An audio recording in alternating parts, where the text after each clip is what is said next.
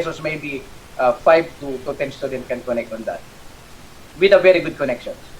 So, in what I'm saying is, in order for us to implement what our good speaker is saying, there is a very important need to prepare that technical part.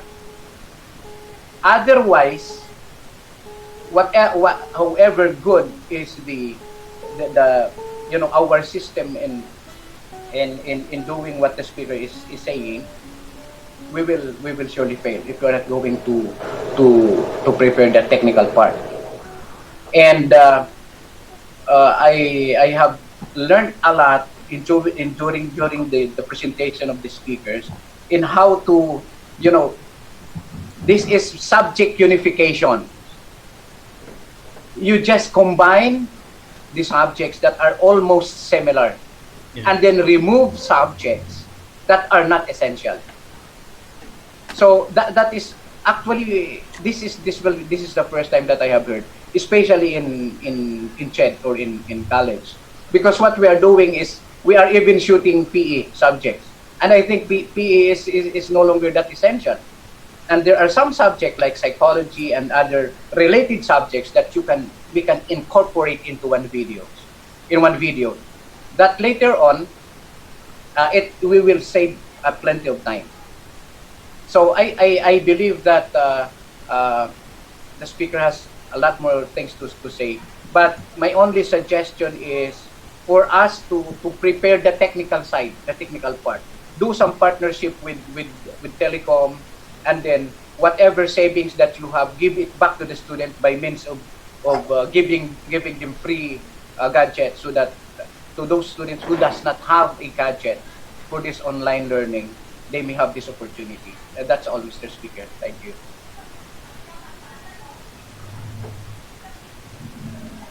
Sir Borda, I appreciate I agree with your thoughts, no, that we have good plans for migration program like this, no, if we will be fully engaging the plan. But the support when it comes to technical infrastructure is very important. How we invest ourselves on the training on the technicalities of delivering online courses, as well as the requirements on our end as faculty and also to the students, napakahalaga po.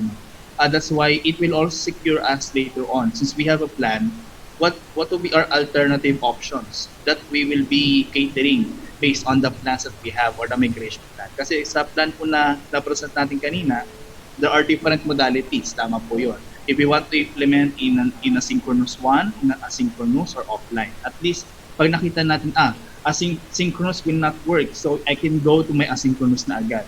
Pag hindi nag-work si asynchronous, I can go to my offline agad. Sabihin, you have now the options no later on. And the guide, and that's how we also verify the way we look at the course itself. If this can be really delivered full online or in a synchronous one, or it can only if this can be delivered in the asynchronous one. Most especially in the laboratories. Isa yan sa medyo struggle ng delivery ng online paglaboratory. How can you ask your student to do laboratory works in engineering courses? Lalo naka-full online ang lahat. So doon papasok ngayon si teacher. Ano ang kanya magiging support sa student? May available ba na simulation softwares in the internet na open source at free na pwedeng gamitin ng bata?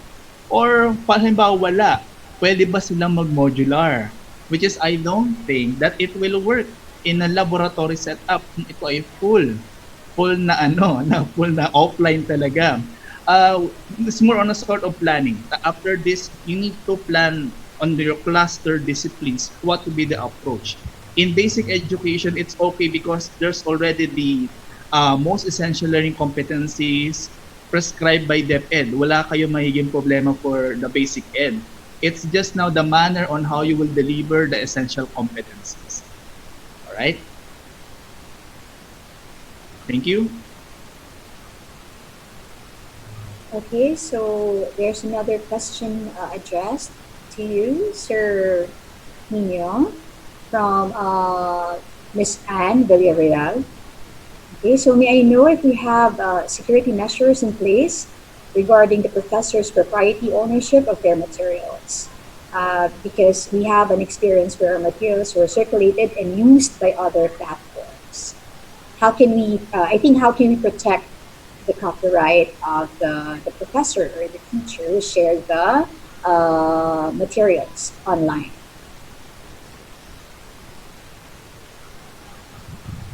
Ma'am, on the ano po, on the technical side, with regards ma'am sa security, number one, I think yung branding and trademarks natin po dun sa mga learning materials po natin, that is number one.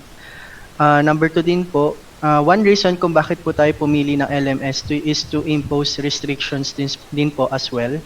Kasi po, although we know na some of us are using social media to disseminate or distribute po learning materials, kaya lang po unfortunately that platform is ano nga po, wala pong limitation, meaning once you release it there, medyo may hirapan na po tayong pigilan siya na mag-circulate. That is why gumagamit din po tayo ng LMS is to impose restriction. Number one, syempre we have the login feature po, and as well as a owner of a class po dun sa LMS po natin, we can restrict viewing and also downloading po ng content.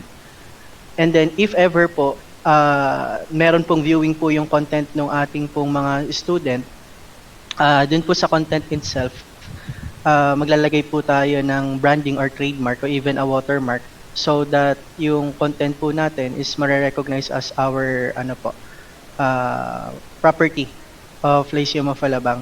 And then as well po, we will have also an agreement with the student and the faculty members in a form of a disclosure agreement, I think po. I'm not sure with the term. With regards po dun sa limitation and dissemination po ng mga content materials po natin. So I think yun po yung mga probably immediate ways po natin para maprotektahan po yung content po natin. Okay, thank you so much, Sir Marlo. Professor Santos? Yes, sir. Siguro I morning. could add, no? Yes po, Sir Malano. Yes, ma'am. Mr. Malano po. In support for the suggestion of Sir Marlo, I think we need also to register that things that we will be having as property of Lyceum of Alabang Incorporated before the Office of Intellectual Property Office. Para meron tayo talagang registration doon. Yung materials na yan, atin yan. Walang pwedeng gumalaw that in case there will be, somebody will infringe on the copyright trademark of the materials that we already made, we could go after them.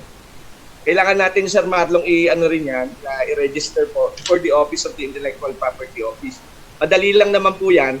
Kasi before po, kailangan lang magbigay sa sa National Library. But now, sorry po, medyo may runny nose po, no? Pasensya na po.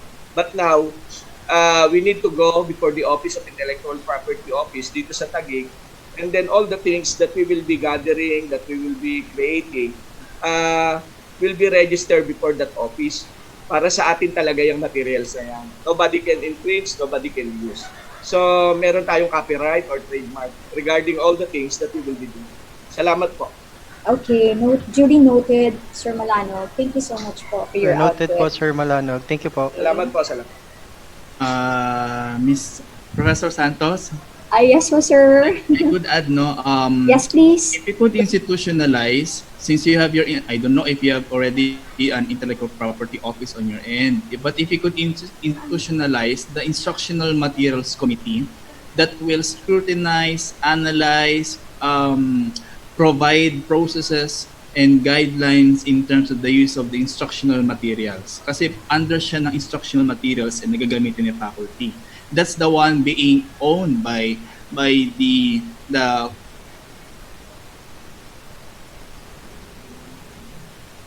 faculty. Ayaw naman natin mag-share ng ating mga resources solely sa internet. Pero kasi meron tayong ibang klase ng modality. Halimbawa, kung ayaw po natin mag-pre-record ng mga videos, no, we can use existing available learning materials or files in the internet.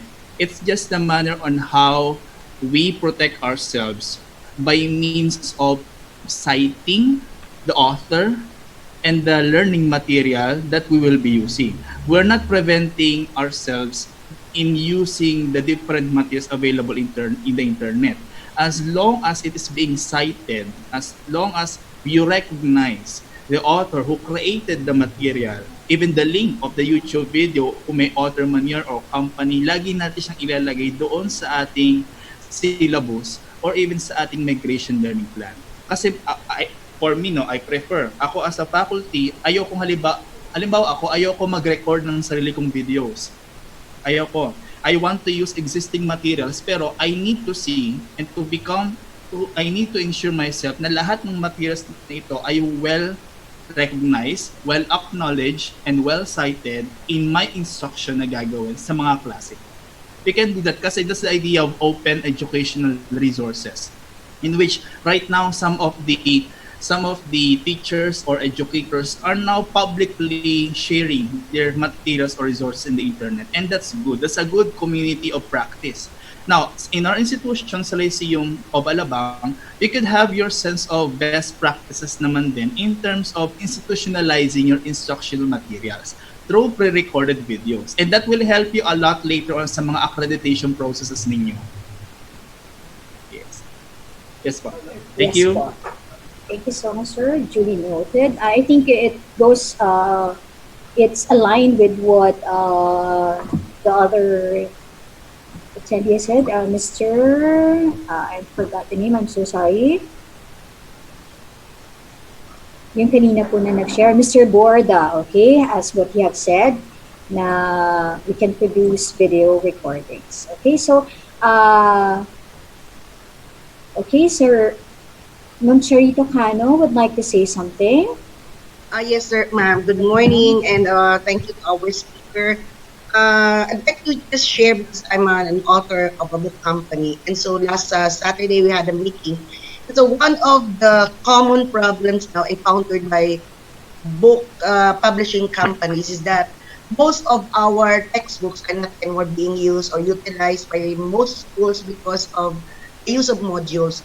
And so they would also want us to be very careful in the use of materials, especially as what was mentioned earlier by our very good speaker, that we should be able to acknowledge or recognize the one who wrote really the book, or will be using the links.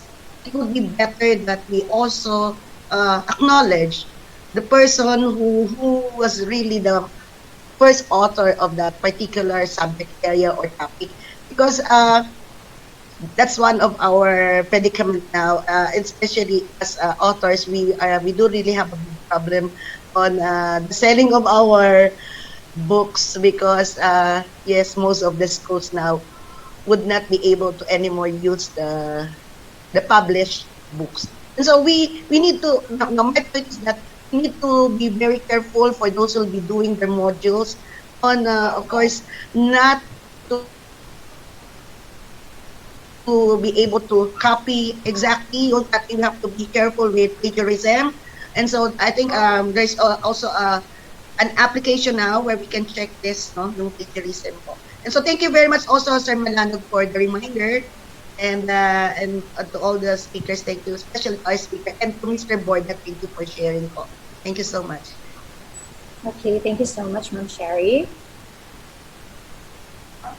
Ma'am, I think Sir Romeo O'Malley is raising his hand po. Okay, Paul, go ahead, Sir Omari. Yes, good morning, everybody. Good morning, sir. Right now, I just tried, no? And I just want to... I'm so sorry, Sir Omari. Ano po yung inyong boses, medyo mahina po so that everyone can hear you.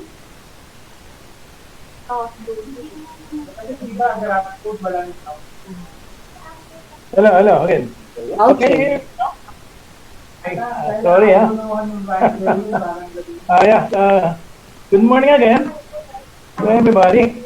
I just came, and I just joined you in this meeting, I have three questions. One is